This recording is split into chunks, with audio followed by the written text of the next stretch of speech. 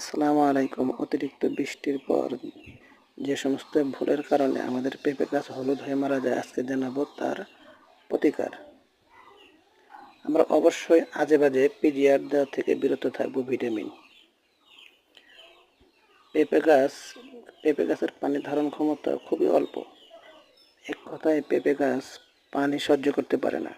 অতিরিক্ত বৃষ্টির কারণে অনেক জমিতে পানি জমে থাকে, অথবা মাটি স্যাঁতসেঁতে হওয়ার কারণে গাছ অতিরিক্ত পরিমাণ পানি গ্রহণ করে, যার কারণে গাছ হলুদ হয়ে মারা যায়। আমরা যে ভুলটা করি, না বুঝে বিভিন্ন হলুদ হওয়ার কারণে বিভিন্ন হরমোন, ভিটামিন, পিজিআর ব্যবহার করি, যার কারণে গাছগুলোর পরবর্তীতে মারা যায়।